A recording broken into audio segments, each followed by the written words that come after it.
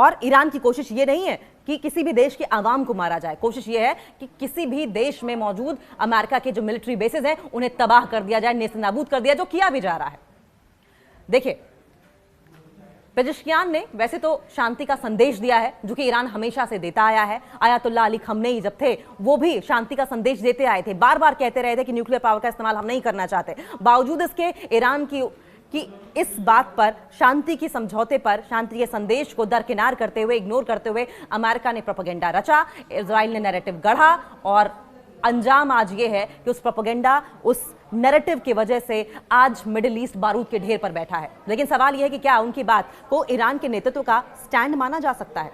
Masoud Pezeshkian शांति के संदेश की बात कर रहे हैं, लेकिन ईरान की इस बात को क्या अमेरिका समझेगा या फिर से अपनी दिमाग को बंद करके बैठा रहेगा? क्योंकि किसी भी तरह की पेशकश, किसी भी तरह की शांति की बात पहले भी ईरान की बार बार कहे जाने के बावजूद अमेरिका समझा नहीं था, क्योंकि अमेरिका, इजराइल आमादा था अपना एजेंडा, अपना प्रोपेगेंडा पूरा करने के लिए। ईरान की रक्षा क्षमताओं में बैलिस्टिक मिसाइल है।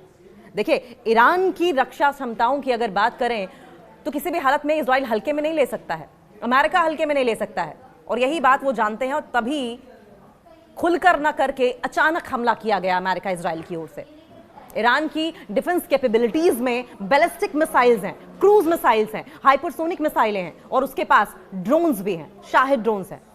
लेकिन ऐसा लगता है कि उसने इजराइल और खाड़ी देशों के खिलाफ हमलों की अपनी रणनीति बदल दी है, और कई बार इस स्ट्रेटेजी को जानबूझकर इजराइल की ओर से प्रोपोगेट किया जाता है। अटैक इजराइल करता है, अटैक अमेरिका करवाता है और नाम ईरान का दे दिया जाता है। तो चलिए, इन मिसाइलों के बारे में हमें क्या मालूम है, इसके सबसे पहले बात कर लेते हैं, क्योंकि इजराइल के खिलाफ पिछली जंग के मुकाबले इस बार क्या अलग है?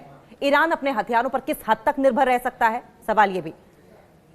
हम इन मिसाइलों के बारे में क्या मालूम कर सकते हैं, क्या जानते हैं, ये जानिए। देखिए, सबसे बड़ी बात तो यह है कि ईरान ने पहले ही डिक्लेयर कर दिया था कि आप मिसाइलें गिन कर नहीं मारी जाएंगी, टारगेट कर नहीं मारी जाएंगी, इकट्ठे बल्क में मिसाइलें गिराई जाएंगी, जो ईरान कर भी रहा है। और बल्क में मिसाइल गिराने का मतलब आप समझ रहे हैं, जिस भी इलाके में ईरान की मिसाइल गिर रही होगी वो इलाका पूरी तरीके से बर्बाद हो जाएगा। वो तमाम अमेरिका के मिलिट्री बेसिस ध्वस्त हो चुके हैं। ईरान के पास कम दूरी की भी मिसाइलें हैं, मीडियम रेंज की भी मिसाइलें हैं, लॉन्ग डिस्टेंस तक मार करने वाली मिसाइलें भी मौजूद हैं, जिसमें foundation for defence of democracies के मुताबिक ईरान की कम दूरी की मिसाइलों की रेंज 300 से 1000 किलोमीटर तक है।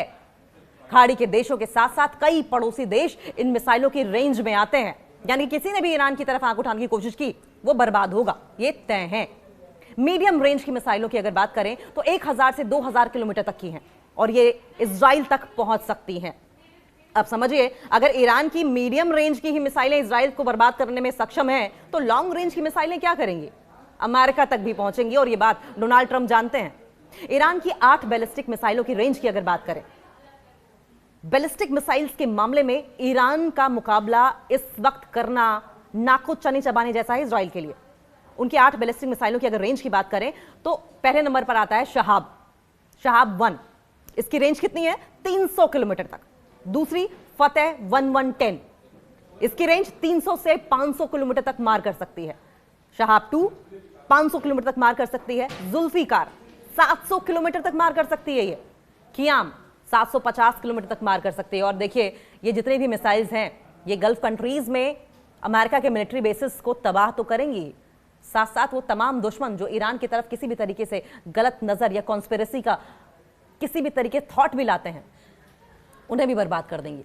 इसके अलावा है शहाब 3, 2000 किलोमीटर तक की रेंज है इसकी मार करने की, यानी कि इजराइल तो गया। अब इन आंकड़ों की अगर बात करें तो डिफेंस इंटेलिजेंस एजेंसी की ओर से ये आंकड़े जारी किए गए हैं, यानी कि अमेरिका माने ना माने, इजराइल माने ना माने, ईरान के पास मादा भी है, दम भी है, हथियार भी है, जज्बा भी है और लड़ने के लिए वहां की जनता का साथ भी है।